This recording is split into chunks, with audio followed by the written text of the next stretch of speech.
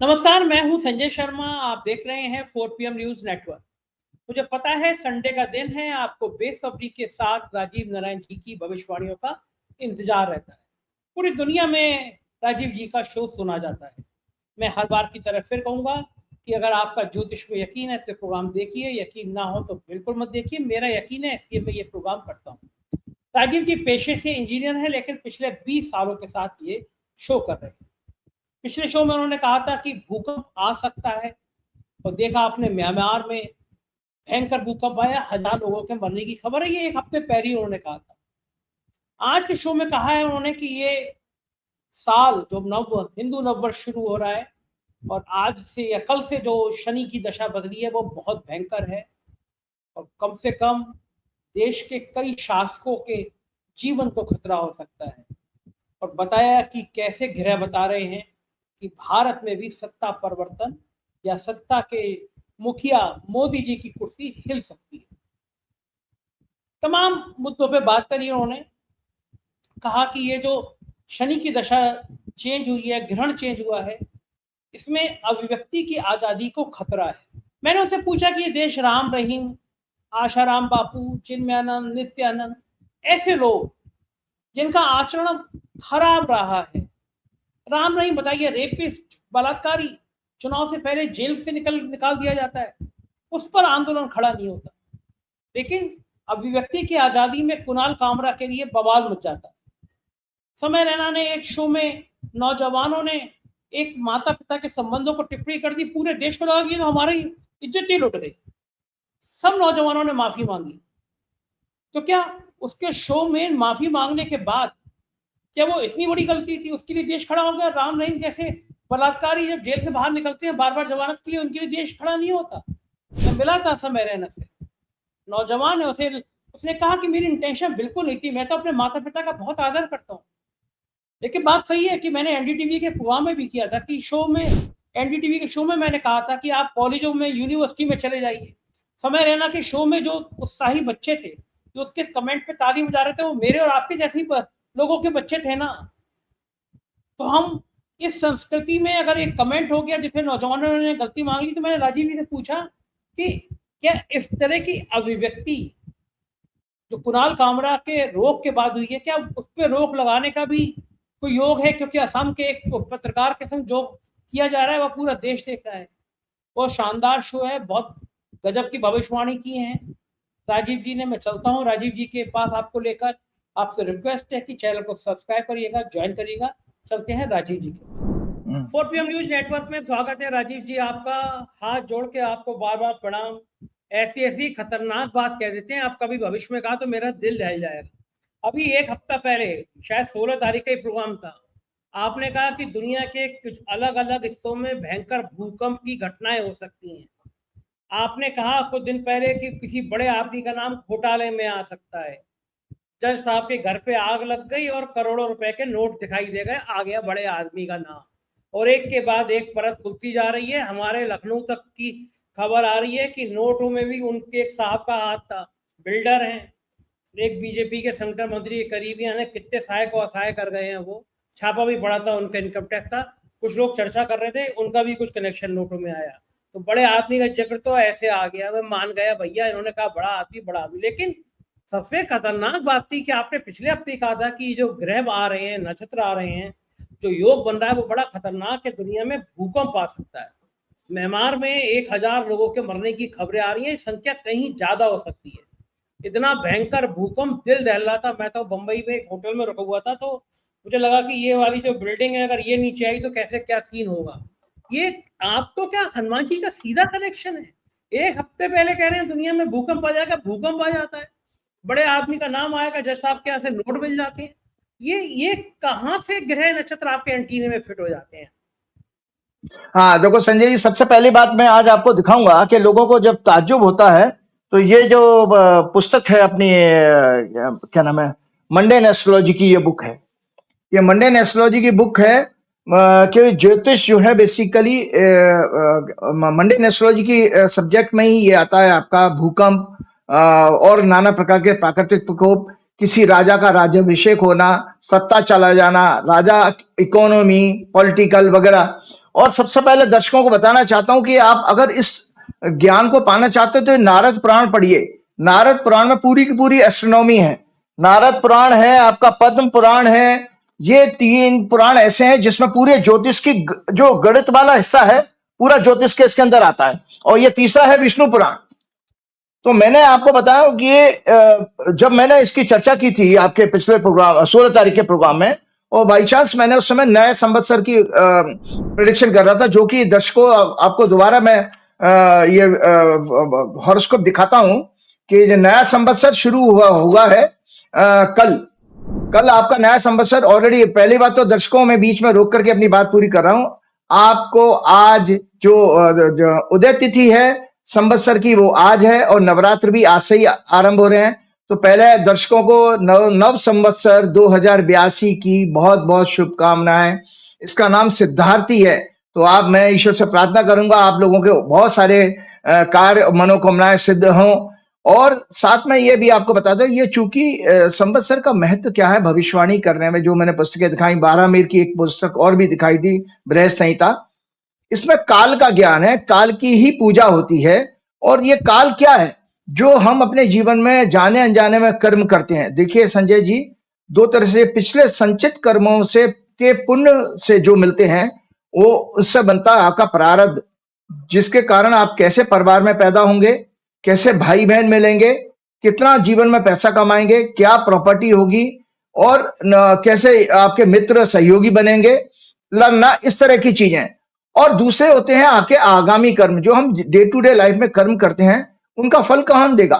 तो उनका फल देने वाले भी आपके ग्रह हैं। हमेशा मैंने आपको एक बृहद संहिता का कोट जो है पढ़ते हुए सुनाया था कि बृहद संहिता कहता है, ग्रहों के अधीन ही यह संपूर्ण संसार है, ग्रहों के अधीन ही सभी श्रेष्ठ मनुष्य होते हैं, काल का ज्ञान भी ग्रहों के अधीन है, और ग्रह ही सभी कर्मों के फल को देने वाले होते हैं।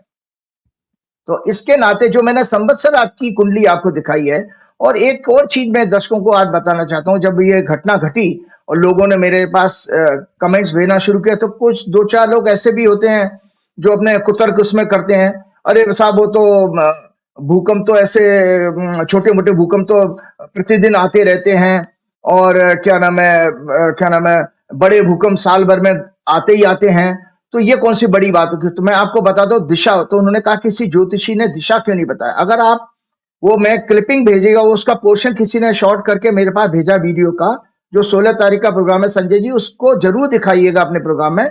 उसमें बकायदा मैं दिशा बता रहा हूं।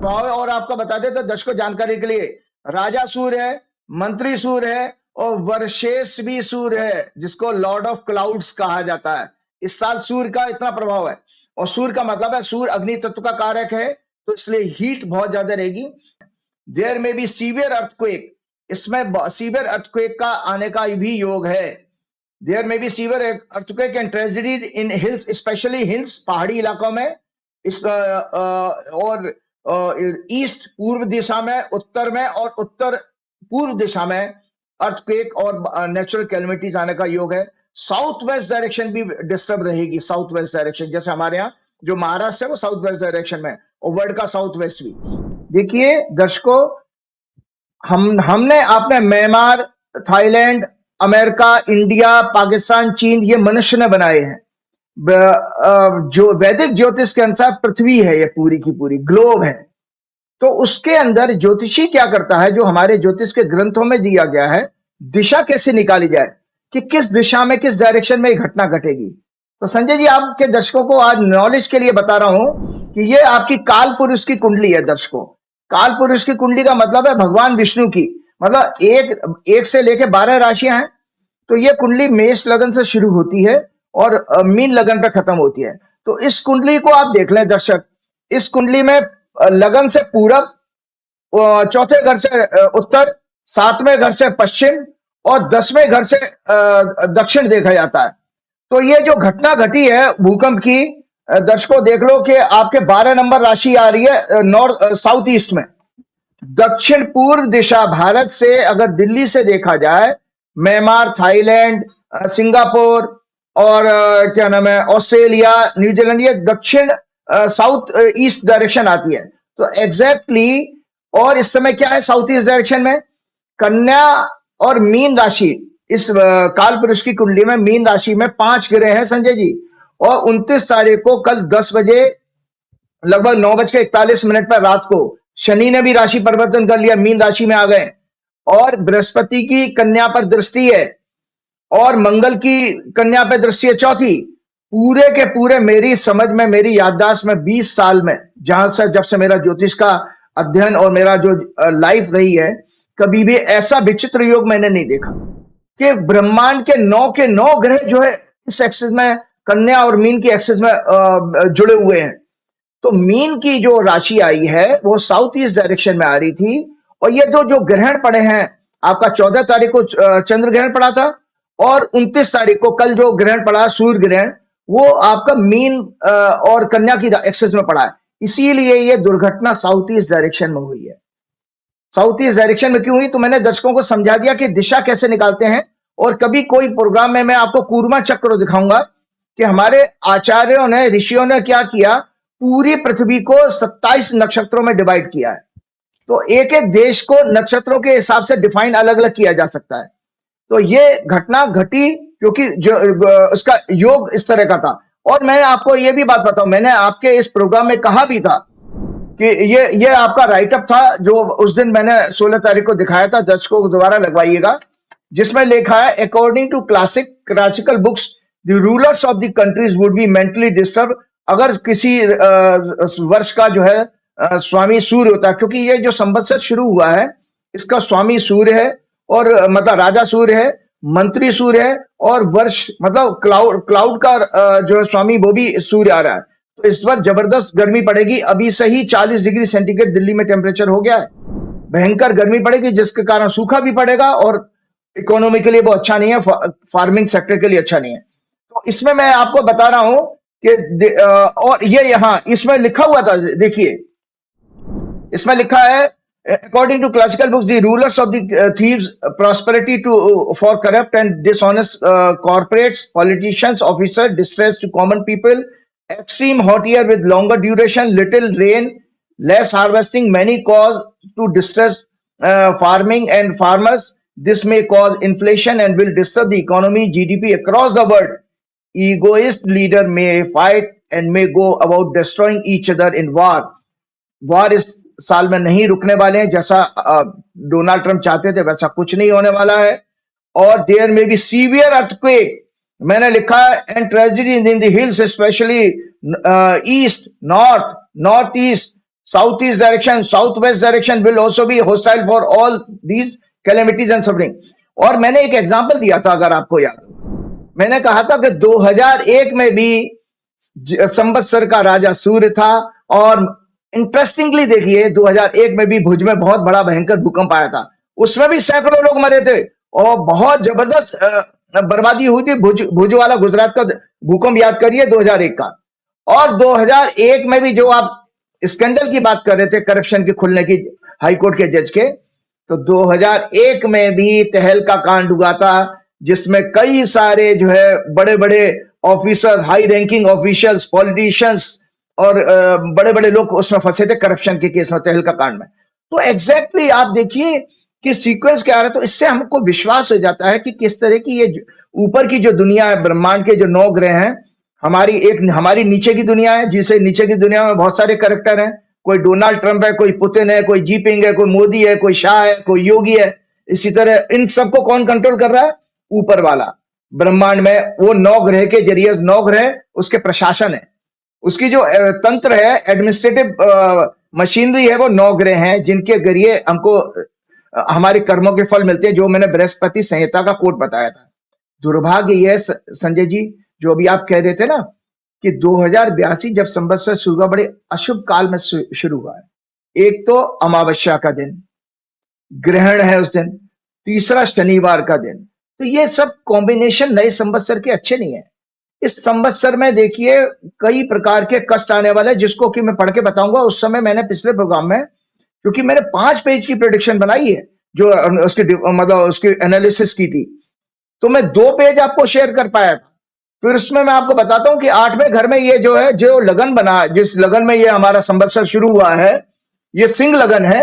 और सिंह लगन में कन्या राशि में केतु है, 7वें भाव में शनि है, और मीन राशि में सूर्य, चंद्र, वक्री और अस्त बुध है, नीच का भी है, और शुक्र उच्च के हैं लेकिन वक्री है, राहु है साथ में 1 2 3 4 5, और जुपिटर आपके 10वें भाव में है, और 11वें भाव में मंगल है जिसकी चौथी दृष्टि आपकी कन्या राशि पे जा रही है।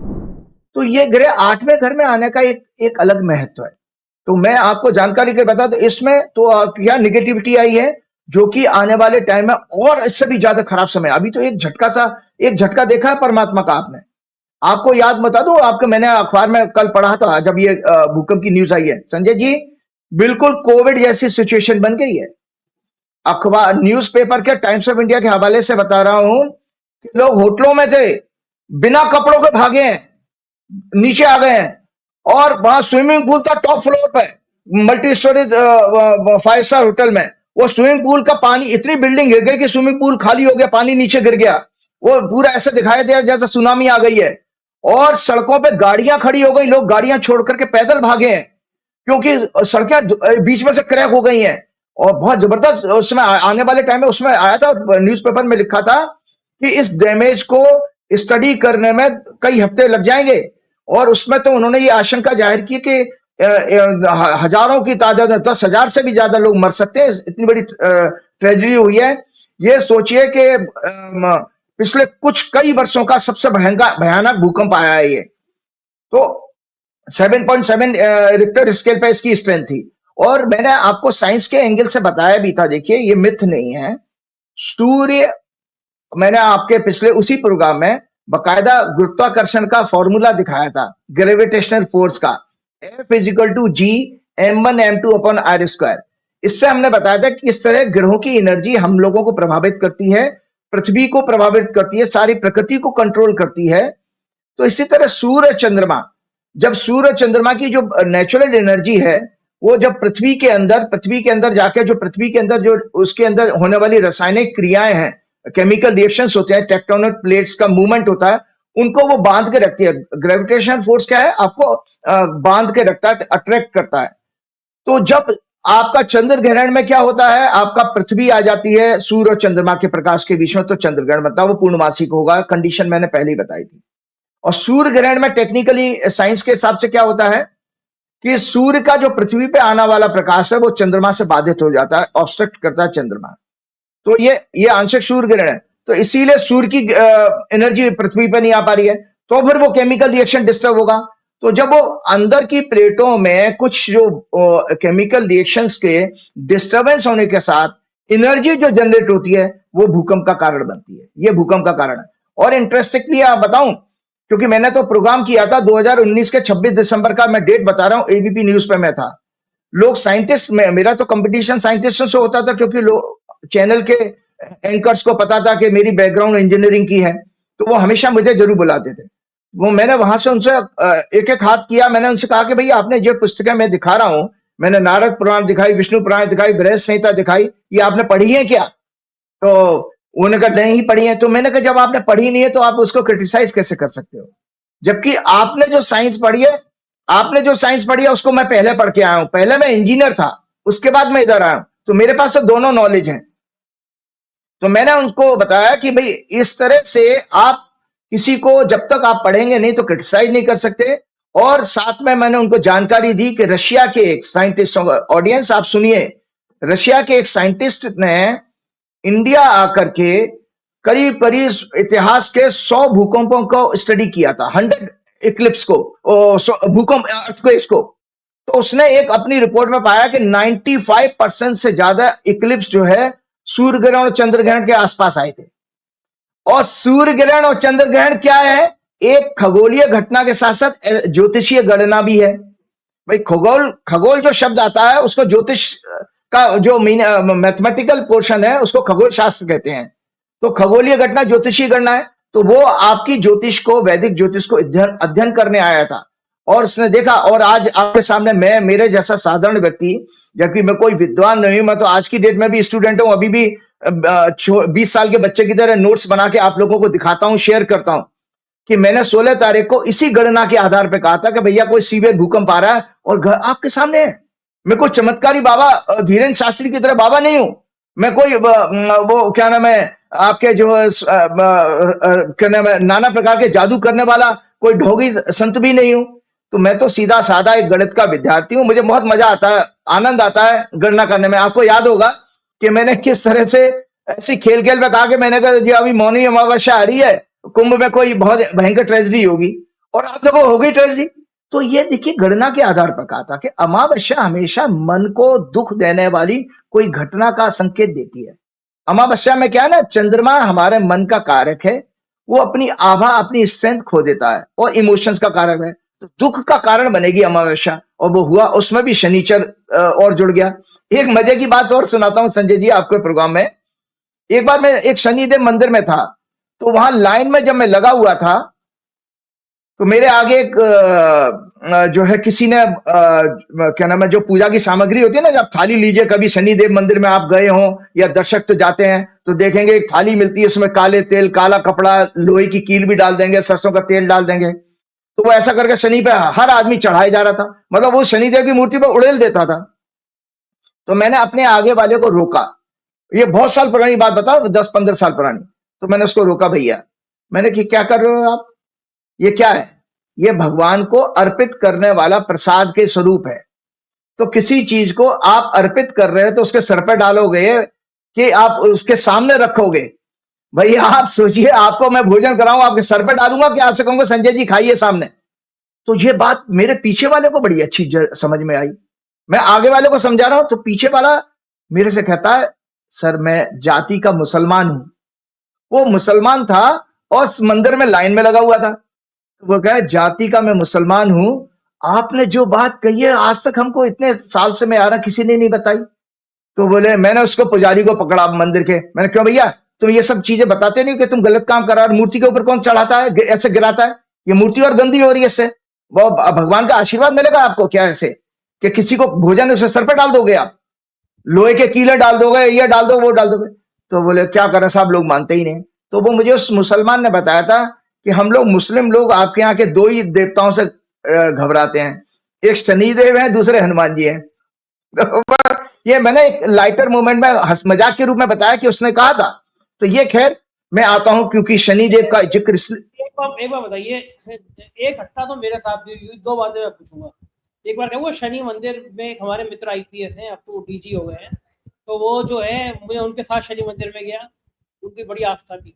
हम लोग लाइन में लगे, सबसे पीछे से लगे, पीछे बिल्कुल मेरे एक कुंड सा था, मतलब बड़ा सा पानी वानी से भरा, और मैं लगा हुआ मंदिर में लाइन में, तब तक वो आगे से थोड़ा धक्का आया और मैं सीधा कुंड के अंदर। अब मैं बहुत देर तक सोचता रहा कि ये शनि महाराज ने कुछ नाराज होकर मुझे कुंड में डुबो दिया। ये तो पहली घटना हुई। दूसरी घटना आप कह रहे हैं कि मूर्ति के ऊपर लोग चढ़ा देते हैं तेल, मैंने खुद देखा है, मैंने भी चढ़ाया एक दो बार, लेकिन ऐसी शिवलिंग पे भी तो करती हैं। शिवलिंग पे पूरा पूरा दूध उड़े लेंगे, बेलपत्र डाल देंगे, तो वो शिवलिंग को भी तो फिर गंदा करना हुआ, या दोनों में अंतर हुआ है? हुआ है, बिल्कुल हुआ है। आपको मैं बताता हूँ, मैं उसमें ओमकारेश्वर में गया था। तो ओमकारेश्वर में जो 12 ज्योतिर्लिंग है, 12 ज्योतिर्लिंग में से ओमकारेश्वर मध्य प्रदेश में 2 हैं, उज्जैन में और ओमकारेश्वर में। तो ओमकारेश्वर का जो शिवलिंग वो नीचे जमीन में धंस गया है। तो लोग बताते थे आज से 20, 25, 50 साल पहले उसकी शिवलिंग की ऊंचाई ऊपर होती थी और उसमें खड्डे खड्डे बन गए हैं। तो ये आपका दूध में केमिकल होता है, आप जो मर्जी चाहे गधा घोड़ा खच्चर सब आपने बाजार से थैली लाए, और मैंने तो ऐसे देखा है लोगों ने मुंह से थैली यहाँ काटी और जो होल हुआ और उसको उड़ेल दिया। ये कोई भावना है? देखिए कहीं शास्त्रों में नहीं लिखा, शिवलिंग की आराधना, शिवलिंग के पास समीप बैठ करके मानसिक जाप को महत्व बताया गया है। अगर आप दूध का दान करना चाहते हैं तो गरीब लोग जो आसपास मंदिर के उनको दूध पिलाइए, वो दान आपका सार्थक दान है।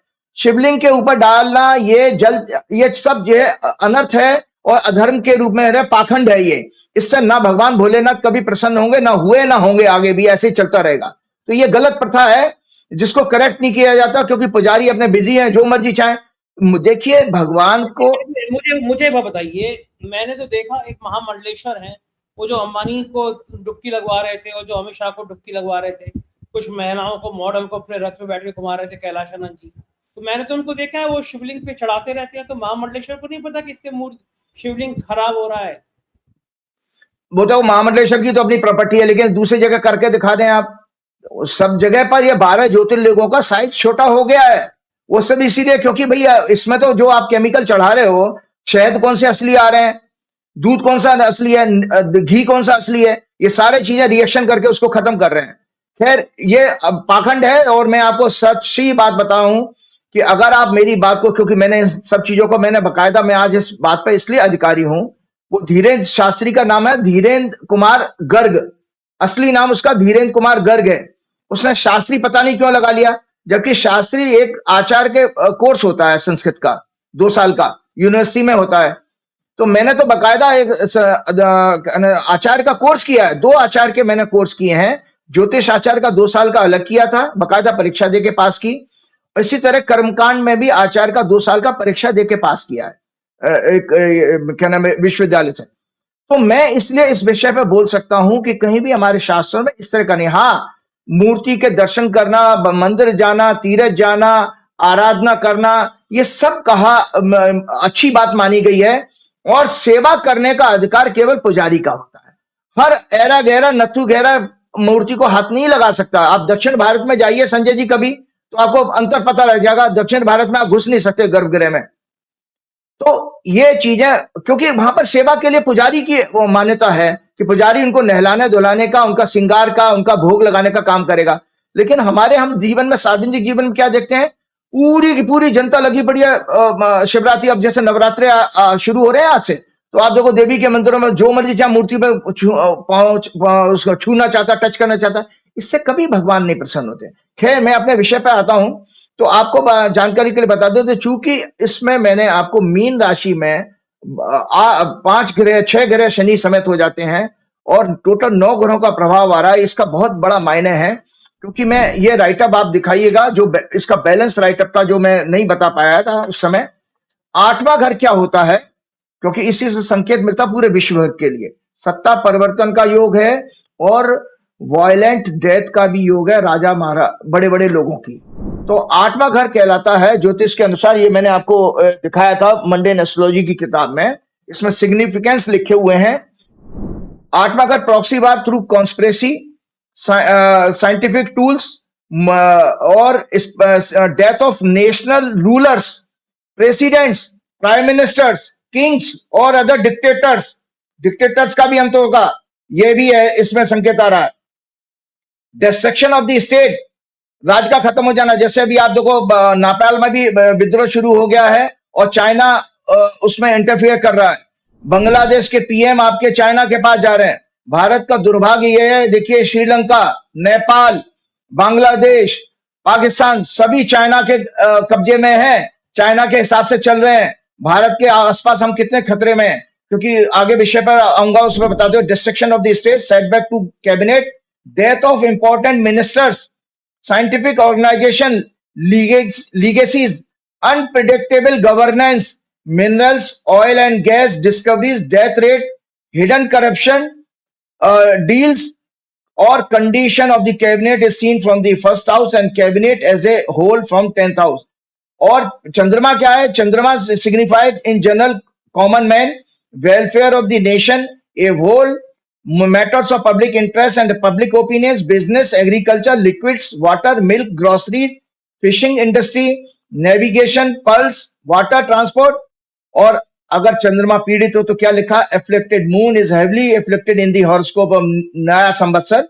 इसमें नया संवत्सर में आपका चंद्रमा भयंकर पीड़ित है, जिसका क्या संकेत मिलता है? indicates important changes are going to take place across the world which may be disastrous for the country, and major calamities like war, earthquakes, epidemics and disease। इस साल फिर कोई भयंकर बड़ी बीमारी और एपिडेमिक का भी योग है। मैं आपको बात बता रहा हूं, 26 दिसंबर 2019 को भी मैंने ग्रहण के उस प्रोग्राम में जिसकी मैं चर्चा कर रहा था, मैंने ये प्रेडिक्ट किया था। 4-4.5 घंटे का सूर्य ग्रहण था उस दिन भी। मैंने कहा था विश्व में कोई ऐसी घटना घटने वाली है। देखिए पहले पूर्व काल में इस तरह की सांकेतिक भविष्यवाणी करते थे ज्योतिषी। उस दौरान बृहस्पति और केतु इकट्ठे थे। बृहस्पति हमारे ब्रह्मांड के प्राण का कारक है, और केतु होता है वायरस। तो जो वायरस डेवलप हुआ था कोविड-19 के नाम से, वो उसने हमारे कहां पर अटैक किया था? आपके श्वास तंत्र पर।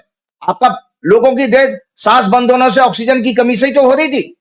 और उससे 100 साल पहले भी एक घटना घटी थी, जब आपका बड़ी एक 1900 समथिंग में, 1917 में समथिंग, तो उस समय भी और बृहस्पति और केतु घटे थे। वो मैं उसको हवाला दे रहा था कि मैंने कोई बड़ी घटना घट सकती है जिसके कारण विश्व की सभी देशों की अर्थव्यवस्था हिल जाएगी। अब इससे ज्यादा ग्रेट प्रेडिक्शन क्या हो सकती है? और हुआ 3-4 महीने के बाद आपका कोविड का लॉक लग गया। तो मैं दर्शकों को बता रहा हूं, लगभग उसी तरह का ये खतरनाक साल शुरू हो चुका है। खतरनाक साल, ये भयंकर संजय जी, क्योंकि किसी कुंडली को अगर देखा, मैं अगर किसी व्यक्ति की कुंडली होती तो मैं आपको बताता हूं, मैं उसको बालारिस्ट कहते हैं, जो बच्चे जन्म होते ही मर जाते हैं, या 10 साल के मर जाए, 5 साल के मर जाए, 6 साल के मर जाए, अल्पायु में जिनकी मृत्यु होती है, उनको हम बालारिस्ट का योग कहते हैं। तो इस कुंडली में बालारिस्ट आ रहा है। इसका अर्थ यह है कि और लग्ने सूर्य इसमें फंसे हुए हैं। इसका अर्थ यह है कि यहां पर इस साल राजाओं के लिए भयंकर कष्ट है और बहुत अच्छी नहीं है ये कंडीशन। इस दौरान नाना प्रकार के कष्ट आएंगे, क्योंकि 8वें घर के मैंने आपको बताया, इस संवत्सर में 3रे घर का स्वामी, 10वें घर का स्वामी शुक्र, significator of trade and commerce, intellectual calibre of the country, communication, treaties, written documents, computer programmers, use of AI, TV industry, anchors, journalist, print media, transport, vehicles, entertainment, media as a whole, written and spoken words. Mercury represents weather, ये भी नीच का है। इस तरह इन लोगों के लिए भी खतरनाक है। आप देख नहीं रहे कॉमेडियन ने क्या कह दिया, उसके ऊपर क्या बवाल आपने देश में मचा कर रखा हुआ है, उसके ऊपर भी हम आ रहे हैं। शुक्र इस संवत्सर की हॉरोस्कोप में यदि वो मुझे बात समझ में नहीं आई कि समय रैना का शो था, उसमें कह दिया, मैंने एनडीटीवी की बहस में भी ये बात कही कि जो बच्चे सामने बैठे थे वो तो सब मेरे या आपके उम्र के बच्चों के ऐसे ही होंगे, वो सब खुश थे। दूसरी बात कि उन लोगों ने माफी मांगी। मैं मिला था समय रैना से, बहुत उत्साही, बहुत नौजवान, बड़ा हंसमुख लड़का है। गलती हुई, वो उसने मुझसे कहा कि सर कोई इंटेंशन नहीं थी, मजाक का था, और फिर हम लोगों ने माफी मांगी। हमको लगा कि मजाक, इस पे भी मजाक नहीं होनी चाहिए।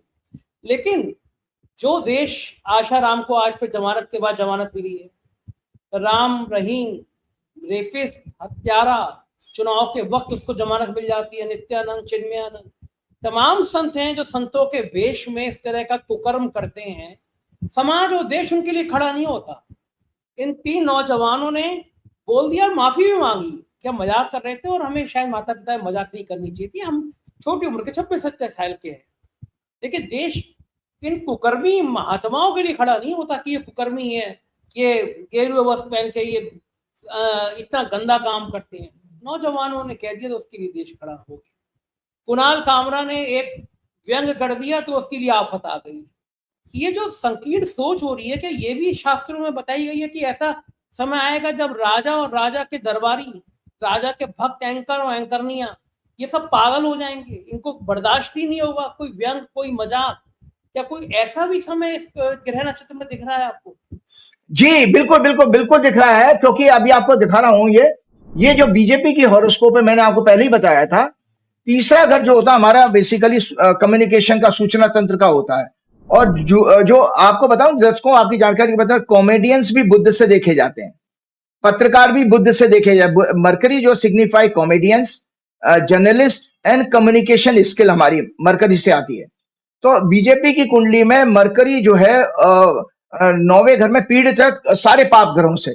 तो इसलिए बीजेपी की हॉरोस्कोप में खुद तो अपना झूठ का प्रोपेगेंडा चलाएंगे, नैरेटिव बार बार चेंज करेंगे। मैं आपको बता रहा हूं, इसमें सुप्रीम कोर्ट ने बहुत अच्छा एक जजमेंट दिया है, उसको मैं आपको जल्दी से पढ़ के बताता हूं। पहले तो मैंने आपको कहा कि देखिए, इंडिपेंडेंट इंडिया में जो पहले क्या नाम है, भारत में अभी ऐसी जज के यहाँ जो कैश कांड हुआ, उसमें कई प्रोमिनेंट लोगों के स्कैंडल्स के एक्सपोज होने का योग है। ये भारत की कुंडली से मैं बता रहा हूं, ये भारत की कुंडली देख लीजिएगा, ये भारत की कुंडली है। और भारत की कुंडली में मीन राशि जो है 11वें भाव में आ रही है, और 11वां भाव होता है नए कानून का होता है। एक इंपॉर्टेंट हॉरोस्कोप और मैं आपके सामने चर्चा करना चाह रहा था, वो है सुप्रीम कोर्ट की। सुप्रीम कोर्ट की जो स्थापना हुई है, वो जो है अगले प्रोग्राम में मैं करूंगा। तो अभी हाल ही में सुप्रीम कोर्ट के जज के यहाँ कैश कांड में कई प्रोमिनेंट लोगों के स्कैंडल्स के एक्सपोज होने का योग है। इसमें politician, corporates and high profile लोगों का जुडिशरी के साथ एक बड़ा नेक्सस एक्सपोज होने वाला है। क्योंकि 8वां घर जो है गूढ़ चीजों को, और इसमें 10वें शुक्र मौजूद है, निकाल करके लेके आएगा। तो जो सत्ता के लिए हम कह रहे थे ना, नाना प्रकार के कष्ट हैं, आप देख रहे हैं कि बड़े वकील, जज और कॉर्पोरेट, बड़े बड़े लोगों के हल केस सुप्रीम कोर्ट में सुन लिए जाते हैं, उनको जजमेंट, उनको फेवर मिल जाए, उनको रिलीफ मिल जाती है। तो ये नेक्सस इसमें एक्सपोज होगा, क्योंकि ये जो शनि और ये शनि समेत जो 9 ग्रह प्रभाव में आ रहे हैं कन्या मीन की राशि में, ये इस तरह का बहुत बड़ा अत्यंत खुलासा करने वाले हैं। और ये सब कॉन्स्टिट्यूशन कोर्ट, सुप्रीम कोर्ट और हाई कोर्ट के लिए अत्यंत अशुभ समय है। इनकी साख पूरे देश और विश्व में लो लेवल पर गिरेगी आने वाले समय में। 15 मई 2025 के बाद, आप सुन लीजिए जो हमें आपका प्रश्न का जवाब आ रहा है, 15 मई 2025 के बाद सुप्रीम कोर्ट सख्त कार्रवाई करके अपनी वर्किंग में ट्रांसपेरेंसी लाएगा और अपनी गिरती हुई साख को बचाने की पूरी कोशिश करेगा। देश की आम जनता को देश के जुडिशियल सिस्टम से बहुत निराशा होगी, लेकिन उनके जागरूक होकर आंदोलन करने से जुडिशियल सिस्टम उनके साथ अवश्य न्याय करेगा। ये पक्की बात है, क्योंकि आंदोलन का समय सितंबर के 2025 के पहले हफ्ते से शुरू हो रहा है, जब मंगल की दशा शुरू होगी। और आपको मैं बता देता हूं एक चीज, और मैंने इसमें बताया था, वर्तमान गोचर में कम्युनिकेशन, आपके प्रश्न का जो कामरा जैसे केस हो रहे हैं, या आपका कांग्रेस के एक एमपी ने जो कवि हैं, उन्होंने गुजरात में कुछ कहा, उनके खिलाफ केस कर दिया गया था, तो बहुत अच्छी सुप्रीम कोर्ट ने जजमेंट दिया था। तो मेरा उससे बात से कनेक्शन है, इससे देश के लोगों को निराशा होनी चाहिए। आपके साथ ये बीजेपी सरकार क्या करने जा रही है वो मैंने कुंडली में दिखा दिया। छल कपट से लोगों की सूचना, लोगों की आवाज, freedom of expression, freedom of speech, freedom of life, सबको खत्म करने वाली बीजेपी के अंदर कुटिल कपट योग है, और ये इस तरह के षड्यंत्र करेंगे। दरअसल क्या है, देखिए संजय जी, आप देखिए नरेंद्र मोदी अपने आप में बहुत कमजोर व्यक्तित्व के आदमी है। उन्होंने जीवन में कोई महान कार्य नहीं किया है। वो हमने आपको घटना उनकी एक बताई थी कि कैसे टायर उनके पास के हाईवे से बस्ट हुआ, तो वो अपना मकान छोड़ के भाग गए थे जब वो चीफ मिनिस्टर थे। चीन ने हमारे 20 या 22 सैनिक मार दिए, आज तक वो चीन से कुछ कह नहीं पाए, और जीपिंग के सामने बहुत कांपते हैं, डरते हैं बहुत ज्यादा, और डोनाल्ड ट्रंप के सामने भी कांप रहे हैं, डर रहे हैं। वो तो रूस के साथ आप सस्ता पेट्रोल कर रहे हो, रूस की इकोनॉमी चला रहे हो, तो रूस आपसे बात कर रहा है, तो आपके अंदर कुछ है, देश में आगे घुड़की दिखाएंगे, गलत नैरेटिव देंगे, और वो कहीं वो ईद की सौगात भेज रहे हैं पैकेट मुसलमानों को, क्योंकि वोट लेने हैं उनको बिहार में और बंगाल में। ये इन सज्जन को हमेशा देखिए, ये बड़ा गिरगिट भी इतने रंग नहीं बदलती होगी जितने रंग ये बदलते हैं। तो इन पे भरोसा ना करें, इनका ये कितना खतरनाक खेल है, जब तक सुने। देखिए वर्तमान ग्रह गोचर में communication, data, journalism, information, media का कारक बुध नीच का वक्री और अस्त है। और भाजपा की कुंडली जो मैंने आपको दिखाई है, में भी बुध लग्नेश है, और 9वें घर में हेविली एफ्लिक्शन के कारण कपट योग का कहता है मेलाफाइड इंटेंशन बना रहे हैं। इनकी कुंडली में प्रजातंत्र का कारक शनि भी अत्यंत पीड़ित है। शिक्षा, विवेक, धर्म का कारक गुरु भी राहु के साथ गुरु चांडाल योग बना रहा है, और इसलिए यह पार्टी जब तक शासन में रहेगी तब तक इकोनॉमी, पत्रकारों, मीडिया, जनता के सूचना के अधिकारों का सर्वनाश करेगी। तीसरा घर थर्ड हाउस और कारक बुध के पीड़ित होने से यह सदैव जनता को इकोनॉमी के और अन्य सरकारी डेटा को मैनिपुलेट करके जनता को भ्रमित करती रहेगी। फॉल्स प्रोपेगेंडा के जरिए फ्रीक्वेंट नैरेटिव को चेंज करके लोगों के परसेप्शन को बदलती रहेगी। जैसे आपने देखा कि जैसे ग्रोक ने इनका खुलासा करना शुरू किया तो ये बैकफुट पे आए, तो उन्होंने वो जज का कांडवाली चला दिया। तो भाई नैरेटिव बहुत जल्दी जल्दी चेंज करते हैं, सो दैट न्यूज में वो मुद्दा गायब हो जाए। तो इनके अंदर ये गुण है, क्योंकि थर्ड हाउस जो होता है फ्रीक्वेंट चेंज का होता है, और तीसरे घर में इनका, और तीसरा घर हमारा प्रोपेगेंडा कम्युनिकेशन का, ये मैं आपको दर्शकों को बता ही चुका हूं। तो नैरेटिव को चेंज करके लोगों के परसेप्शन को बदलती रहेगी। जनता के सूचना के अधिकारों, आरटीआई एक्ट 2005 को उनको संविधान में को बदलती रहेगी। जनता के सूचना के अधिकारों, उनको संविधान में दी गई freedom of speech, freedom of expression का कॉन्स्पिरेसी के साथ गला घोटेगी। देश के साथ सत्य को छिपाकर जनता के साथ गद्दारी करेगी। गद्दारी किसको कहते हैं? गद्दारी शब्द बड़ा कॉमन हो गया था संजय जी। विभीषण था गद्दार, जो दल बदल ले, पारा बदल ले, उसको गद्दार कहते हैं। हमने तो गद्दार अब सुना कि देश के गद्दारों को गोली मारो सालों को, ऐसी भाषा बोलने केंद्र का मंत्री बन जाता है। तो जितने भी लोग अब भाजपा जो है, भाजपा में तो सारे लोग आपके जो लोग जुड़े हुए हैं, 109 एमपी, 240 में से 109 एमपी तो भगोड़े जीत के आए हैं। मोदी जी तो खुद सोचिए, मोदी जी 240 पे अटक गए, उसमें 109 उनके भगोड़े हैं। तो आपके पास तो आप तो गद्दारों के साथ ही तो सरकार चला रहे हो भाई। जो भी हेमंत बिश्वा शर्मा से लेके जितने भी लोग हैं जो पार्टी छोड़ छोड़ के, जिन पार्टी में उन्होंने अपनी राजनीतिक जीवन शुरू किया, उनको उनको उनके साथ गद्दारी करके तो आपके साथ जुड़े हैं ना। वो किस कारण से जुड़े वो मैं उस पर नहीं जाता। और ये लिखा है न्यू, और अब यह देखो एक और षड्यंत्र करने जा रहे हैं। देश की जनता को इनके षड्यंत्र को जानना और समझना चाहिए। ये किस तरह इनकम टैक्स लॉज में परिवर्तन करके आम लोगों के सोशल मीडिया अकाउंट्स में एंटर करके उनके पासवर्ड और अन्य प्राइवेट चैट्स को एसेस करके उनको ब्लैकमेल कर सकती है इनकी सरकार की जो इनकी जो पॉलिसी आने वाले टाइम में लॉज बनाने जा रहे हैं। क्योंकि जो भारत की कुंडली मैंने दिखाई थी, मैंने बताया था 11वें भाव से नए कानून आते हैं। तो जब तक शनि और राहु इकट्ठे रहेंगे तब तक मेलाफाइड नए कानून जनता को क्रश करने वाले बनाने की सरकार की मंशा रहेगी और संविधान को भी बदलने वाली इनकी चेष्टा रहेगी, जो संविधान के बड़े अधिकार हैं।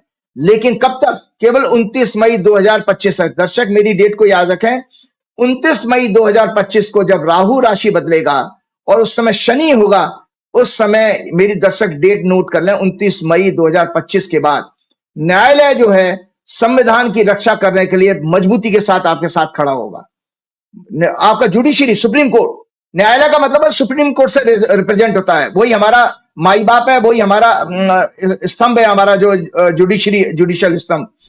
न्यू डाटा प्रोटेक्शन, आपने को पता है एक और ये लेकर आपको, हाँ, अनप्राइवेट चैट्स को एक्सेस करके उनको ब्लैकमेल कर सकते हैं। इससे संविधान के मौलिक अधिकार फ्रीडम ऑफ लाइफ का हनन होगा। न्यू डेटा प्रोटेक्शन के ड्राफ्ट के आधार पर आने वाले समय में सरकार से आप कोई भी प्रश्न नहीं कर पाएंगे।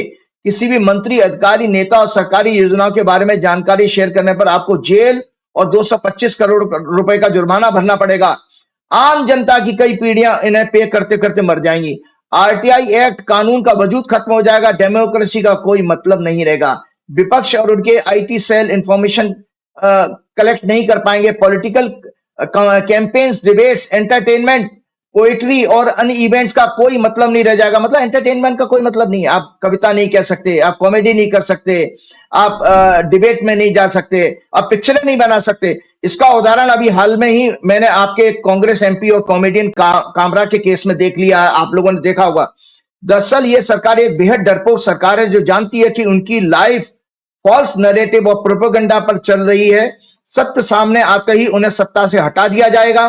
तभी तो ये हल्के फुल्के एंटरटेनमेंट आम जनता की सोशल मीडिया की पोस्ट को भी सहन नहीं कर पाते, जबकि इनका आईटी सेल पिछले 15 सालों से पूरे देश को झूठे प्रोपेगेंडा से भ्रमित कर रहा है। ये बात मैं आज क्यों कर रहा हूं? क्योंकि बीजेपी कुंडली में जो लग्नेश है, ज्योतिष से जुड़ा हुआ, दर्शकों मेरी कोई पॉलिटिकल नैरेटिव नहीं है क्योंकि मेरी कोई बैकग्राउंड नहीं है। बीजेपी की कुंडली बुध की लगन की कुंडली है और बुध इन सब चीजों का सिग्निफिकेटर है। दैट इज वाई मुझे डिटेल में इसको समझाना पड़ रहा है, सो दैट आपके सब्जेक्ट समझ में आए। आप देखिए अब दरअसल ये आप महाराष्ट्र के सीएम और यूनियन मिनिस्टर आपके जो बड़बोले लो आईक्यू के अश्विनी कुमार वैष्णव हैं, उन्होंने कामरा इश्यू पर बोलते हुए क्या कहा?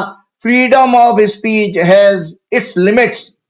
उन्हें सुप्रीम कोर्ट के जजमेंट, दर्शकों सुप्रीम कोर्ट का जजमेंट अभी 2 दिन पहले आया, उसको सुन लीजिए और नोट कर लीजिएगा मेरी चीजों को, और आप भी आश्वस्त हो जाइए सुप्रीम कोर्ट आपके साथ में किस तरह से आपके ऊपर आशीर्वाद की मुद्रा में हाथ रख के खड़ा हुआ है। उन्हें सुप्रीम कोर्ट के जजमेंट और कॉन्स्टिट्यूशन के फ्रीडम ऑफ स्पीच के आर्टिकल 19(1)(a) को डिटेल में पढ़ना चाहिए। मोदी जी, अमित शाह, योगी और उनके मंत्री गोदी मीडिया के साथ मिलकर पब्लिक डोमेन में कुछ भी बकवास कर देते हैं। वो भूल जाते हैं कि डेमोक्रेसी का मतलब क्या है। संजय जी, डेमोक्रेसी का मतलब है for the people by the people, यानी जनता राजा है और वो अपने जीवन और सुविधाओं के लिए वोट देकर 5 साल के लिए सरकार चुनती है। मैंने 5 साल के लिए एक सेवक रखे हैं, ठीक है जी, और प्रशासनिक व्यवस्था को इलेक्ट करती है 5 साल के। इन सब लोगों की सैलरी, जिसमें जुडिशरी भी शामिल है, हमारे आपके जनता के टैक्स के पैसे से आती है। फिर यह कैसा न्याय है कि राजा अपने सेवकों से कोई सवाल नहीं कर सकता, कोई सूचना नहीं पा सकता, उनकी वर्किंग पॉलिसीज और अन्य एक्शंस को क्रिटिसाइज भी नहीं कर सकता, चाहे वो एंटरटेनमेंट, कॉमेडी, कविता, डिबेट्स के फॉर्म में हो। उनके कंडक्ट पर प्रश्न चिन्ह नहीं लगा सकता। शर्म आनी चाहिए अंधभक्तों को और व्हाट्सएप ग्रुप के उन आंटी अंकलों को जो सोसाइटी में बैठे हैं कि जो और अंधभक्तों को तो नेताओं को दल बदलू गद्दार सहयोगी दलों को जो डेमोक्रेसी की हत्या करने वाली सरकार का साथ देकर देश के विपक्ष जनता के साथ निरंतर अन्याय कर रहे हैं। आपको जानकारी के लिए संजय जी बता दो जो सुप्रीम कोर्ट का जजमेंट है, 5 पॉइंट्स दर्शक सुन लें और आप लोगों के लिए भी, क्योंकि हम लोगों को भी तो खतरा है ना कि सोशल मीडिया में ये किस तरह के जो डाटा प्रोटेक्शन एक्ट के जरिए ये यूट्यूबर्स पर उन पर अंकुश लगाने की इनकी प्लानिंग अभी तो ड्राफ्ट फॉर्म में है, कानून नहीं बना है। इन सभी लोगों को सुप्रीम कोर्ट के जजमेंट को गंभीरता से पढ़ना चाहिए। टाइम्स ऑफ इंडिया 29 मार्च 2025 को मैं कोट कर रहा हूं, एडिटोरियल है, SC speaks clearly and eloquently for free speech. It says cops मतलब police, cops and all constitutional courts, जिसमें हाई कोर्ट होते हैं और सुप्रीम कोर्ट कॉन्स्टिट्यूशनल कोर्ट है, cops and all constitutional courts note 5 points. SC made number 1, standard of free speech cannot be decided by those who always perceive criticism as a threat to their power और पोजीशन। अब संजय जी को अगर criticism बर्दाश्त नहीं है तो वो कॉन्स्टिट्यूशनल पोजीशन पर क्यों बैठे हुए हैं? तो सुप्रीम कोर्ट साफ साफ कहता है कि ये कोई स्टैंडर्ड नहीं हो सकता है कि भाई हमारी फ्रीडम ऑफ स्पीच के डिसाइड करना खराब है, बुरी डिसाइड करने वाला। नंबर 2 क्या कहा सुप्रीम कोर्ट ने? If you find some speech objectionable your response should be counter speech, not suppression और पुलिस एक्शन। आप उसको सप्रेस नहीं कर सकते और पुलिस कार्रवाई के जरिए आप उसके ऊपर दबा नहीं सकते। आप अगर उसने आपको गद्दार कहा, आप भी गद्दार कहिए, वो सुप्रीम कोर्ट यही कह रहा है, आप काउंटर रिस्पॉन्स दीजिए। तीसरा, restrictions can not overshadow freedom guaranteed under article 19(1). चौथा, ऑल जजेस मस्ट, जजों को भी, हाईकोर्ट जजों को और जितने भी आपके कोर्ट लोअर कोर्ट के जज हैं उनको भी कहा है, ऑल जजेस must protect fundamental rights, uphold the constitution without being influenced by their own views। अपने व्यूज नहीं देने, फंडामेंटल राइट्स को आपको प्रोटेक्ट करना है। पांचवा, art, comedy, satire are way of expression and make life more meaningful. Freedom of speech can not be crushed on flimsy ground. ये Supreme Court का जजमेंट है। तो ये जजमेंट कितना अपने आप में सटीक है कि जिसने आपके सारे क्लियरली कर दिया कि ये जितने भी ये केस कर लें, कुछ कर लें, सुप्रीम कोर्ट आपके साथ खड़ा हुआ है।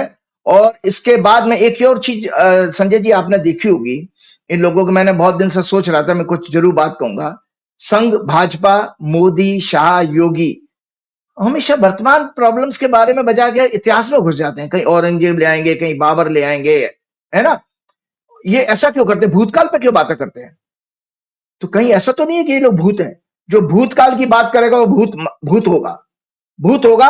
और उसको मैं नहीं कह रहा हूं, ये गीता कह रही है। ये गीता की बात, भगवान कृष्ण की बात कह देता हूं। भगवान, ये मतलब चर्चा करने वाला भूत ही माना जाएगा। ये सभी भूत प्रेत के जन्मों की योनि के ही हैं, ये जो हमेशा भूतकाल की बातें करते हैं। तो भगवान ने इस गीता में जो मैंने अभी दिखाई दर्शकों, ये कहा है कि मुझे पूजने वाले मेरे पास आते हैं। मतलब आप मृत्यु के उपरांत भगवान के पास पहुंचेंगे जो भगवान की भक्ति करता है। भगवान कहते हैं देवताओं को पूजने वाले अगले जन्म में श्रेष्ठ कुल में, श्रेष्ठ परिवारों में जन्म लेते हैं। और जो मनुष्य को पूजते हैं, जैसे मोदी के अंधे भक्त हो या योगी के अंधे भक्त हो, उनके लिए सुन ले भगवान कृष्ण क्या कह रहे हैं। जो मनुष्य को पूजते हैं वो अगले जन्म में भूत प्रेत की योनि में जाते हैं और इसी तरह भटकते रहते हैं और भूतकाल की बातें करते रहेंगे। तो उनको कभी भी मोक्ष प्राप्त नहीं होता। तो ये दरअसल इनकी कहानी है। चलते चलते मैं एक पॉलिटिकल चीज आपको जानकारी देना चाहता हूं, फिर अगले प्रोग्राम में कुछ और चर्चा करूंगा। 6 अप्रैल को भाजपा 1980 में फॉर्म हुई थी, 6 अप्रैल 1980 को। तो उस नाते भाजपा का वर्षफल शुरू हो रहा है, जो मैंने पिछले साल भी किया था। मेरी 90% से ज्यादा मैंने उसमें कहा था कि भाजपा को पूर्ण बहुमत नहीं प्राप्त होगा। वो रिटन फॉर्म में आपके हर प्रोग्राम में दिखाया, देख भी लीजिएगा। तो भाजपा का ये वर्षफल भी बहुत अच्छा नहीं है दर्शकों। जल्दी से मैं इस वर्षफल को सुनाता हूं आपको। ये भाजपा की वर्षफल की कुंडली है, जो इस वर्ष का उनका 2025-26 का भाग्य आपको पता लग जाएगा भाजपा की जिंदगी में क्या होने वाला है। ये धनु लगन की कुंडली है और इनके चौथे घर में सारे ग्रह, क्योंकि इस समय 9 ग्रह आसपास हैं सारे के सारे, शनि, वक्री शुक्र, वक्री बुध, राहु, सूर्य और मुंथा। मुंथा भी इनके मीन राशि में चौथे घर में आई है, और लग्नेश और मुंथेश दोनों छठवें घर में बैठे हैं। मंगल नीच का और चंद्रमा आठवें घर में है। इनका इस वर्ष का स्वामी शनि है, और मुंथेश जो है इसके अंदर बृहस्पति बनते हैं, क्योंकि पाइसेस राशि मुंथा बनी है। और इनका वर्षफल, जब मैंने आपको बताया, हमारा आपका सभी का वर्षफल तब शुरू होता है जब सूर्य की डिग्री हमारे जन्म के सूर्य की डिग्री के बराबर हो जाए। तो इस बार भाजपा की कुंडली का सूर्य की डिग्री उनके 6 अप्रैल 1980 के सूर्य की डिग्री के बराबर होगी 7 अप्रैल 2025 को, और 00 आवर 41 मिनट 40 सेकंड पर नई दिल्ली का बर्थ है इनका। मैंने इसमें लिखा है 410 axis is influenced by 6 planets and Muntha Munthesh Lagnesh in 6 house of fight, exchange of 4th house and 6th house. इसका मतलब, और आपको बताएं इसका मतलब क्या है, मैं आपको बता देता हूं। फलादेश है कि सभी इनका इस वर्ष का भाजपा की जन्म कुंडली का 7वां भाव उदय हो रहा है। शनि इनके वर्ष का स्वामी, Muntha a mathematical point which relates annual horoscope with birth horoscope. मीन राशि यानी चौथे घर में होगी। मुंतेश जुपिटर है जो 6वें भाव में है, शनि से पीड़ित है। मुंथा मुंतेश वर्षफल का लग्न सभी शनि के प्रभाव में है। Fifth Lord 12th Lord Mars नीच का 8th हाउस में एक विपरीत आयोग और सीक्रेट प्लानिंग स्ट्रेटेजी का योग, अच्छा योग बना रहा है। 8th लॉर्ड 8th हाउस में ही है। संपूर्ण कुंडली में शनि का प्रभाव है। 10वें घर का लॉर्ड, 10th लॉर्ड, 10वां हाउस, फिर 7th house, 7th Lord, 9th Lord, 6th Lord, मतलब शनि का इतना ज्यादा प्रभाव है। तो अकॉर्डिंग टू क्लासिक, जो मैं आपको ये राइटअप जरूर दीजिएगा, ज्योतिष के जो क्लासिकल ग्रंथ है, जो एनुअल हॉरोस्कोप का ये क्लासिकल ग्रंथ है, इसमें कहा गया है कि अगर शनि किसी वर्ष का स्वामी हो, if it is strong it gives ability for hard work, concentration of mind, longevity, causes sorrow and suffering. अगर ये पीड़ित हो तो इसके सारे विपरीत परिणाम देता है। भयंकर कष्ट का कारक होगा, सत्ता परिवर्तन का कारक बनेगा। इनकी लीडरशिप का चेंज आ रहा है, इसमें इनका वर्षफल इंडिकेट कर रहा है। मंत्रिमंडल और लीडरशिप में के लिए बहुत कष्टकारी ये साल रहने वाला है, जो कि इनके परिवर्तन तक का योग बना सकता है। और लिखा है लॉस ऑफ क्या नाम है, masses, loss of mental peace, gain और ये लिखा। परंतु भाजपा की जन्म की कुंडली में भी शनि हेविली एफ्लिक्टेड है, राहु केतु अन्य ग्रहों के साथ, और वर्तमान वर्षफल में भी ये राहु केतु से पीड़ित है। अतः यह पार्टी पूरे वर्ष अपनी जन विरोधी पॉलिसीज एक्शन के कारण देश की जनता के विरोध का सामना करेगी, विरोध होने वाला है। ये जो न्यू इनकम टैक्स लॉज और प्राइवेट डाटा प्रोटेक्शन लॉज के बहाने विपक्ष ऑफिसर्स आम जनता के साथ छल कपट करके उसको संवैधानिक अधिकारों जैसे freedom of speech, liberty, RTI laws का हनन करना चाह रहे हैं, वो इन्हें बैकफायर करेगा और कोर्ट में चैलेंज होगा। मतलब इसके खिलाफ लोग कोर्ट में जाएंगे, चैलेंज होगा। यानी ये है कि जी, इस साल जो है मोदी जी की सत्ता को भी खतरा हो सकता है, आपका भाव? मोदी जी की बिल्कुल मोदी जी की सत्ता को खतरा, मोदी जी की जितनी छल कपट की पॉलिसी आएंगी डेमोक्रेसी को खत्म करने की और तानाशाही की हदें पार करेंगे, उतना ही ये बैकफायर करेगा। और वो दो तरह से बैकफायर करेगा कि वो लॉज सुप्रीम कोर्ट में चैलेंज होंगे, क्योंकि मैंने पहले कहा कि 29 मई के बाद सुप्रीम कोर्ट का बहुत अच्छा समय शुरू हो रहा है। दूसरा, मैंने ये कहा कि जनता का आंदोलन आ रहा है, तो जनता सड़कों पर आएगी हर चीज का विरोध करने के लिए, और इनकी न्यू एजुकेशन पॉलिसी का छात्र जमकर विरोध करेंगे, और कई संगठन भी इसका विरोध करेंगे। किसान, मजदूर, गरीब, दलित, आदिवासी सभी लोग सड़कों पर आएंगे और वर्तमान सरकार के खिलाफ आंदोलन करेंगे। आरएसएस सहयोगी दलों विद इन दी पार्टी में भी असंतोष स्वर मजबूत होगा, आरएसएस के साथ भी इनका होगा, और इनके सहयोगी दलों से भी इनके मतभेद बढ़ेंगे, आरएसएस के साथ भी बढ़ेंगे। और इंटरनेशनल ट्रेड टैरिफ वार के चलते सरकार अपमानित होगी, महंगाई बढ़ेगी, मैन्युफैक्चरिंग और खेती को भारी नुकसान। इस वर्ष में होने वाले चुनावों में भी भाजपा को सफलता ना मिलने का योग बन रहा है। बिहार का चुनाव आता है, इसमें इनके लिए मुश्किल होगा। ये देश में धार्मिक दंगे कराने का भी योग है, सांप्रदायिक दंगे करा सकती है पार्टी इस साल में। इस देश में धार्मिक दंगे कराने, गोदी मीडिया के साथ मिलकर फॉल्स प्रोपेगेंडा के जरिए लोगों को निरंतर भ्रमित करते रहेंगे। कई प्रोमिनेंट पॉलिटिशियन और इनको सपोर्ट करने वाले कॉर्पोरेट मीडिया हाउसेस, धार्मिक संगठनों के लोगों के करप्शन और सेक्स स्कैंडल एक्सपोज होंगे, इनके साथ जुड़े हुए लोगों के। सहयोगी दल इनके छल कपट के द्वारा उनको कमजोर करने की साजिश को एक्सपोज करके इनका साथ छोड़कर गठबंधन से अलग होंगे, जो मोदी सरकार के गिरने का आधार तैयार करेंगे। पूरा देश इनके शासन से त्रस्त होगा। भाजपा की जन्म कुंडली में वर्तमान दशा चंद्रमा में बुध में बृहस्पति की है। 26 अप्रैल से 27 अप्रैल से इनके शीर्ष नेतृत्व के लिए अत्यंत अचल समय शुरू हो रहा है, जब शनि की दशा शुरू होगी। कई महत्वपूर्ण नेताओं की बीमारी, हार्ट अटैक और नाना प्रकार की बीमारियों के अशुभ समाचार आने का योग है। इनका पूरा वर्ष में आचरण घटिया किस्म का, जिसमें विश्व में इनकी इमेज बहुत खराब होगी। Humiliation and many moment of disgrace का सामना करना पड़ेगा, और इकोनॉमी के लिए भी ये पार्टी का साल बहुत खराब रहेगा। इकोनॉमी इनके हाथ में बच नहीं पाएगी। अब चलते चलते मैं दर्शकों को आज बताना चाहता हूं कि नवरात्रि है, तो मेरे पास जो थोड़ी सी धार्मिक बात, एक चीज और मैं आपको जल्दी से, अगर मुझे आप अलाउ करें, एक केस आया था मेरे पास, तो केस स्टडी के रूप में मैं चर्चा कर लेता हूं। वो प्रेडिक्शन मेरी जरूर दिखाइए। अभी हाल ही में पिछले हफ्ते संजय जी, सुशांत सिंह राजपूत वाले केस में क्लोजर रिपोर्ट सीबीआई ने दाखिल की। ये सुशांत सिंह राजपूत की दर्शकों कुंडली है, और सुशांत सिंह राजपूत ने जिस दिन आत्महत्या करी थी, ये उस समय की ग्रह दशा है। ये दर्शक देख लें उस दिन ग्रह दशा क्या थी। सुशांत सिंह राजपूत की ये जन्म कुंडली है। सुशांत सिंह राजपूत का जन्म 21 जनवरी 1986 मंगलवार को 1:41 पटना में हुआ था। तुला लगन की कुंडली है। लगन में मंगल और केतु, शनि इनके दूसरे घर में, बुध इनके तीसरे घर में, सूर्य शुक्र और बृहस्पति इनके चौथे घर में, और 7वें घर में राहु, और 8वें भाव में इनका चंद्रमा था। इस कुंडली को इसलिए मैंने चर्चा का विषय बनाया कि इसकी प्रेडिक्शन करने वाला भी मैं अकेला व्यक्ति हूं। जब मेरे साथ मेरे एस्ट्रोलॉजी की रिसर्च के पीरियड में संजय जी, एक साइंटिस्ट मेरे साथ पढ़ते थे डीआरडीओ के, उन्होंने उसी समय इनकी मेरी बर्थ डिटेल सबमिट की और कहा कि राजीव जी आप बताइए कि इसने इनकी हत्या हुई है कि आत्महत्या। तो मैंने उसी समय वो व्हाट्सएप का चैट में शेयर करूंगा आप लोगों के साथ, आपके पास भेजूंगा। तो मैंने 14 जून जिस दिन सुशांत की डेथ की न्यूज आई है, वो मेरा व्हाट्सएप चैट 14 जून 2020 का है, जिसमें मैंने ग्रह को योग बताते हुए लिखा है कि सुशांत की कुंडली में आत्महत्या का योग है, ये सुसाइड की है, और आज 5 बरस बाद आपका कानून उस चीज को प्रूव कर रहा है। तो ही मस्ट बी, लेकिन ये बहुत अच्छा इंसान होना चाहिए ये जितना, और इसकी आयु में अल्पायु हो गए। देखिए अल्पायु का बालारिस का हम अभी बात कर रहे थे। चंद्रमा अगर 8वें घर में हो और उस हैवीली एफ्लिक्टेड हो तो आयु कम कर देता है, इंसान की आयु कम होगी। तो इनका चंद्रमा जो है शनि और मंगल दोनों से पीड़ित है। तो he must be a very good human being as his lagna, moon and sun are under the influence of Brihaspati.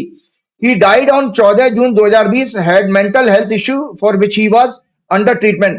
इनके हॉरोस्कोप में बाइपोलर एक मेंटल डिसऑर्डर है और सुसाइडल टेंडेंसीज का भी योग है। मार्स इज एफ्लिक्टेड, मंगल इनका बहुत हेवीली एफ्लिक्टेड है केतु के साथ, और सन लग्नेश शुक्र एंड लॉर्ड ऑफ माइंड चंद्रमा भी पीड़ित है। Mangal is also heavily afflicted Rahu Ketu के साथ, और planet of mind is heavily afflicted with पीड़ित मंगल और शनि। ये long and deeply depression tendency का योग है, जिसके कारण ये इन्होंने सुसाइड की और विक्षुब्ध होकर के सुसाइड की। एक हॉरोस्कोप और डिस्कस करता हूं, जिस लड़की की मीडिया ने पूरी लाइफ बर्बाद कर दी, उस लड़की को भी देखिए, ये 86 का बर्थ था, उसका 92, ये रेहा चक्रवर्ती की हॉरोस्कोप है। और रेहा चक्रवर्ती की हॉरोस्कोप, रेहा चक्रवर्ती का 1 जुलाई 1992 का जन्म है, 3:04 बेंगलोर का। टॉरस लगन की कुंडली है। इसके दूसरे घर में चंद्रमा, शुक्र, सूर्य और केतु, और इसके तीसरे घर में बुध है, 8वें भाव में राहु, चौथे घर में बृहस्पति, 9वें घर में शनि और 12वें भाव में मंगल। आपको पता है जब ये अरेस्ट हुई थी उस समय इसकी दशा चल रही थी शनि में मंगल, 29/11/2019 और 6 जनवरी 2021 के बीच में इसकी शनि मार्स की दशा थी। और रेहा अरेस्ट हुई है 8 सितंबर 2020 को। मेरी 28 सितंबर की ट्वीट अवेलेबल है, वो ट्वीट आप शेयर कीजिएगा। मैं आपको भेजूंगा कि उसमें मैंने ये कहा था कि 28 सितंबर को शुक्र राशि बदल रहा है रिया के घर वापसी का योग है। तो रिया एग्जैक्टली 4 अक्टूबर को बॉम्बे हाई कोर्ट ने इसको जमानत दी और 7 अक्टूबर को कुछ फॉर्मेलिटीज के बाद में ये बाहर आई थी। क्योंकि इसके बाद छोटे टर्म का जो रेहा की कुंडली मैंने दिखाई है, कोई लंबा जेल योग नहीं था, इसीलिए इसके 12वें घर की 8वें मतलब 12वें घर का स्वामी मंगल होता है टॉरस लगन के लिए, 12वें घर की दशा थी, 12वां घर इम्प्रिजनमेंट जेल का होता है, इसीलिए उसको जेल हुई। जेल के लिए या तो बंधन योग हो, बंधन योग इसकी कुंडली में कोई है नहीं। बंधन योग जल्दी से रिपीट करता हूं, लगन के बराबर हाउस में, सेकेंड हाउस 12th हाउस में बराबर प्लेनेट हो, तीसरे 11वें घर में बराबर प्लेनेट हो, चौथे 10वें घर में बराबर प्लेनेट हो, 5वें 9वें घर में बराबर प्लेनेट हो, तो बंधन योग होता है, मतलब हथकड़ी लगने का। तो वो वाला योग नहीं था। Since she does not have any imprisonment योग इन हर chart, only 12th lord dasha was there, so she was imprisoned for about a month and was released on October 7th by SC Mumbai. आपको पता है इसके लिए गोदी मीडिया ने कितना इसका चरित्रहरण किया था? अक्षय कुमार से लेके ओमना अंजना ओम कश्यप और अर्नब गोस्वामी और ड्रग्स के केस में इसके ऊपर जाना क्या क्या के आरोप लगाते थे। आज उन लोगों के ऊपर कोई डिफेमेशन सूट कोई फाइल क्यों नहीं करता? किस तरह से, देखिए ये बहुत बड़ा दुर्भाग्य है हमारे, आपको पता होना चाहिए कि ये जो जिस तरह की मीडिया ट्रायल है, ये किस तरह से समाज में सुसाइड बढ़ा देगा। आपको पता है कि ये उसके इनके वकील ने भी कहा था, सीबीआई की क्लोजर रिपोर्ट आने के बाद आज देश, गोदी मीडिया, अक्षय कुमार, आज तक channel, Republic Bharat, times now, उनके लो आईक्यू के एंकर्स अंजना ओम कश्यप, नमिता कुमार, अर्नब से पूछ रहा है कि आप लोग नैतिकता के नाम पर मर चुके हो। This country owes an apology to Rhea Chakraborty. This Godi media launched a witch hunt against her, this young actress. Her dignity made her national villain. Abused her day in and out. ये उनके वकील ने अपने उद्गार बताए थे। इन गोदी मीडिया चैनल और एंकरों पर सैकड़ों करोड़ के जुर्माने की डिफेमेशन की पीआईएल फाइल होनी चाहिए। क्लोजर रिपोर्ट आने पर उनके एडवोकेट ने देश को इस फॉल्स प्रोपेगेंडा के जरिए नैरेटिव चलाने वाले लोगों के षड्यंत्र के खिलाफ सावधान करने की चेतावनी देते हुए कहा, the amount of false narrative on social and electronic media was totally uncalled for. Due to the कोविड-19 pandemic, everyone was glued to the TV and social media in the absence of anything happening in the country. Innocent people were hounded and paraded before the media and investigative authorities. I hope this does not repeat in any case. While one man's death become a mockery, many others paid with their reputation. ये सब चीजें आपको बताऊं कि इतनी दुर्भाग्य है कि जो बीजेपी आपका प्रोपेगेंडा वार चलाती है, किस तरह से हमारे यूथ का भविष्य खराब कर रही है। अब चलते चलते चूंकि धार्मिक दिन शुरू हो रहे हैं, मैं कुछ देवी जी पे नवरात्रि की बात करना चाहता हूँ। साथ में एक चीज और कहूंगा, क्योंकि संवत्सर हमारा शुरू हुआ, तो मैंने आपके पिछले प्रोग्राम में ही बता दिया था कि जो संवत्सर आज आप लोग जब पूजा करेंगे तो देखिए इसमें ब्रह्मा जी की, गणेश जी की, सृष्टि के प्रधान देवी देवता, यक्ष राक्षस, गंधर्वों, ऋषि मुनियों, ज्योतिषियों, प्रकृति नेचर की भी पूजा होती है। आपके जो पुष्प वगैरह होते हैं, पुष्प फल वगैरह, ये प्रकृति को सिंबलाइज करते हैं। रोगों के उपचारों इत्यादि की पूजा की जाती है। इस दिन प्रत्येक व्यक्ति अपने घर पर अपने संप्रदायों के अनुसार नया ध्वज लगाता है। आप देखिएगा, आप शहर में निकल जाइएगा, आपको झंडे दिखाई देंगे, मंदिरों पर सब बदले जाते हैं। अपने घर को सजाते हैं, आभूषण इत्यादि पहनकर उत्सव के रूप में इस दिन को मनाते हैं। यथासंभव ज्ञानियों, आचार्यों और ज्योतिषियों को का भी सम्मान किया जाता है। और आपको बताता हूं, इन ग्रंथों को आप अपने घर में पूजा कर सकते हैं। नारद पुराण है, श्रीमद् भागवत है, ये है आपके वाल्मीकि रामायण है, इनका पूजन जरूर करिएगा। और ये ज्योतिष के जो ग्रंथ हैं, जिसके पास ज्योतिष के ग्रंथ हो, ये पाराशर ग्रंथ है, इनकी पूजा अवश्य करिएगा। क्योंकि ज्ञान जो है बेसिकली वो आपके लिए वो रोशनी, प्रकाश का कार्य करता है, जिससे कि हम अज्ञानता के अंधेरे और पाप से, नाना प्रकार के पाप से बच जाते हैं। और नवरात्रि की बात हम जब बात कर रहे थे, तो आने वाला टाइम, चूंकि हमने अक्सर ये कहा था कि इसमें व्रत रखने की बात है, तो व्रत रखने में भी लोग कंफ्यूज होते हैं। आप अगर अखबारों को देखिए संजय जी, तो वो हल्दीराम से लेकर नाना प्रकार की उन्होंने फूड की आइटम चेंज कर दी और आपको टेम्पटेशन आपके लिए पैदा करते हैं। लेकिन व्रत का मतलब क्या है, ये हमको जानना चाहिए। व्रत बेसिकली दो प्रकार का होता है, उपवास और व्रत को मैंने हमेशा आपको बताया था। व्रत का मतलब है किसी चीज का एक संकल्प लेना। व्रत का मतलब है संकल्प, कि मुझे अगर अनाज नहीं खाना है या प्याज लहसुन नहीं खाना तो संकल्प हो गया। और उपवास का मतलब उप मतलब समीप और वास मतलब बैठना। उपवास बेसिकली मेडिटेशन के संदर्भ में आता है, कि जब आप आंख बंद करके, जैसे आप शिवलिंग की बात कर रहे थे, आप शिवलिंग के किनारे बैठकर आंख बंद करके ध्यान लगाएंगे, वो हो गया उपवास। लेकिन अगर आप कोई खाने पीने का या आजकल वाणी का भी तो वो हो गया है, और आप इलेक्ट्रॉनिक मीडिया का भी व्रत रख सकते हैं। आप अपने मोबाइल को 2-3-4 घंटे छोड़ के देखिए, वो उपवास हो जाएगा। तो मैं बताता हूँ, व्रत यानी संकल्प का सभी देश तथा रिलीजन में महत्व है। और आप इतना महत्व है, आपने देखा अभी रोजा चल रहे हैं, रोजा भी क्या उनके उपवास है मुस्लिम्स के। तो हर धर्म, हर आस्था में, हर धर्म में ये इसका महत्व बताया गया है। ये बेसिकली बॉडी की टॉक्सिसिटी रिमूव करने के लिए और आपकी बॉडी को हेल्दी बनाने के लिए, क्योंकि एक सीजन चेंज हुआ, सर्दी जा रही है, गर्मी आ रही है, तो वो नेचर आपको प्रोटेक्ट कर रही है, आपको बचा रही है, तैयार कर रही है अगले सीजन के लिए। व्रत से मनुष्य की अंतरात्मा, चित्त, चित्त कहते हैं मन, बुद्धि और अहंकार से मिलकर चित्त बनता है। व्रत से मनुष्य की अंतरात्मा, चित्त की शुद्धि होती है। इससे ज्ञान शक्ति, विचार शक्ति, संकल्प शक्ति, आत्मबल, बुद्धि, श्रद्धा, मेधा, भक्ति तथा पवित्रता की वृद्धि होती है। परमात्मा के साथ योग बनाने में सहायक होते हैं। साथ ही शारीरिक और मानसिक स्वास्थ्य भी अच्छा रहता है।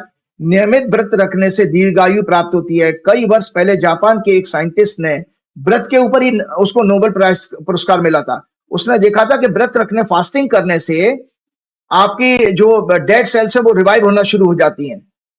और कैंसर में बड़ी, अब तो ये नई रिसर्च आ रही है संजय जी, कि व्रत रखने से आपकी जो है कैंसर में भी रिकवरी बढ़ती है। और नवजोत सिंह सिद्धू ने अपनी वाइफ के बारे में ये बताया भी था कि अगर आप फास्टिंग रखें, 10-12 घंटे की फास्टिंग रखें, मतलब शाम को अगर 6 बजे खाना खाएं, अगले 6 बजे खाना खाएं, तो इसमें आप 12 घंटे की फास्टिंग हो जाएगी, बड़ी हेल्पफुल होगी आप लोगों के लिए। नियमित व्रत से दीर्घायु प्राप्त होती है। कई वर्ष पहले जापान के एक साइंटिस्ट को व्रत की थ्योरी पर नोबेल प्राइज भी मिल चुका है। व्रत से हमारे शरीर में टॉक्सिन्स कम होते हैं, बॉडी का रिपेयर सिस्टम स्ट्रांग होता है, नई सेल्स डेवलप होती हैं।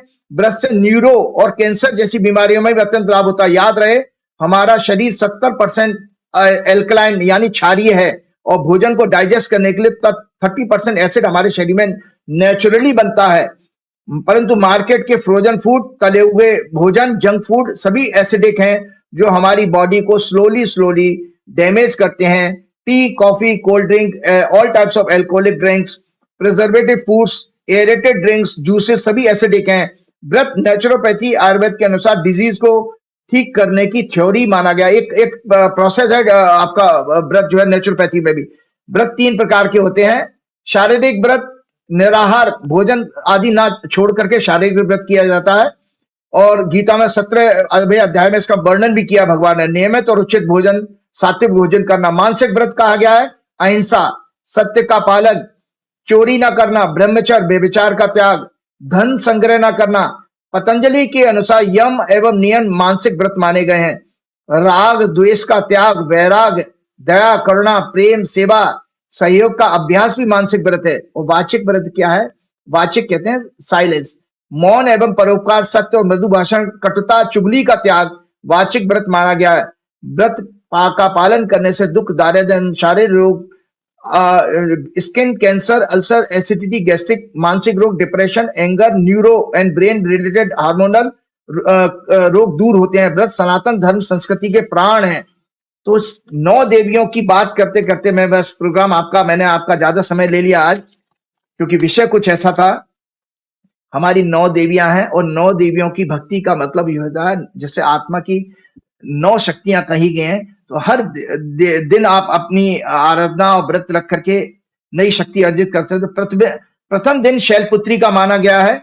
ये क्या देती हैं? भौतिक एवं आध्यात्मिक इच्छा पूर्ति प्रदान करती हैं। दूसरा दिन ब्रह्मचारिणी का, जो विजय एवं आरोग्य प्रदान करती हैं। तीसरा दिन चंद्रघंटा का, जो पाप, ताप व बाधाओं से मुक्ति दिलाती हैं। चौथा घर कूष्मांडा का, जो कि आयु, यश, बल एवं ऐश्वर्य प्रदान करती हैं। 5वां घर स्कंद माता का, जो कि कुंठा, कलह एवं द्वेष से मुक्ति दिलाती हैं। 6वां दिन कात्यायनी माता का, जो कि धर्म अर्थ काम मोक्ष का पुरुषार्थ करने की सामर्थ्य देती हैं। और सातवां घर काल रात्रि का, जो व्यापार रोजगार आदि के लिए आपको आशीर्वाद देती हैं। आठवां घर महागौरी का, जो मन पसंद जीवन साथी, जो कुंवारी लड़कियां उनको महागौरी की आराधना करनी चाहिए, ऐसा हमारा शास्त्रों में लिखा। और नौवां दिन सिद्ध धात्री का, समस्त साधनाओं और मनोरथ के लिए सिद्ध धात्री की पूजा की जाती है। चलते चलते सबसे बड़ी बात कि भक्ति, ज्ञान और कर्म के तीनों के जो परम योगी हैं वो हमारे हनुमान जी महाराज हैं। तो कहीं इसीलिए बार बार तुलसीदास जी की चौपाई दिमाग में आ जाती है, राम द्वारे तुम रखवारे होत न आज्ञा बिन पसारे। किसी देवी का भी आशीर्वाद तब तक नहीं मिलेगा जब तक हनुमान जी की कृपा नहीं होगी। तो श्री गुरु चरण सरोज रज निज मन मुकुर सुधार, वर्ण रघुवर विमल जसु जो दायक फलचार।